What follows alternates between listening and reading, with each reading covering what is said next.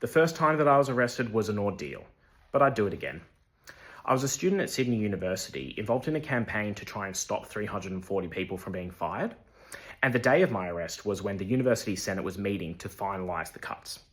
So they were meeting in a locked building, but one of our comrades had snuck in and they unlocked a door. Our crowd tried to rush in, but the cops were there too, and it was really chaotic, right? They started pulling people away one by one using pain compliance methods, like this wrist lock where you push the hand into the wrist like that, and it really kills. I was one of the three last people to be pulled away, and the three of us were arrested. So I'd never been arrested before. I didn't know many people who had, and I hadn't spoken to them about what was involved in the experience. So I built it up as this really terrifying thing, right? I thought, oh, I'm going to prison, but it was okay, really.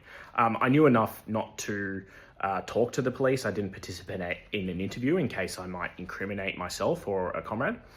But I didn't have a lawyer that I could call. I wasn't really prepared. I was released without charge because I hadn't committed a crime. So I was only in there for 3 hours. And when I got out, it was really nice. There was a big crowd of people supporting us, and having people cheering and hugging. That made a very lonely experience down in the cells feel a lot better. Something not as positive though was I had a missed call from HR at work because I didn't have my phone in the cell. And I called them back and they said that there were no more shifts for me. I'd been a casual in retail for 4 years and that was over. I didn't ask why, which I really should have, but I was in shock because of the whole ordeal. And yeah, I was unemployed after that for a while. I went into debt. It wasn't great. It was because of the protest. Like, the timing adds up. I don't think it was a coincidence, but who knows? But I don't think I'd do anything that differently because we won. We disrupted that meeting, but it was part of a broader campaign with thousands of people and different actions.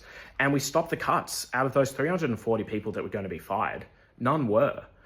There were some voluntary redundancies, but that's very different to losing your job involuntarily.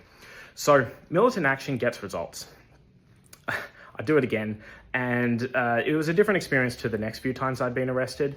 If you're interested in hearing about those, let me know in the comments if this is the sort of content that's interesting, and I'll make a few more videos about the other times that I've been arrested and what it involves.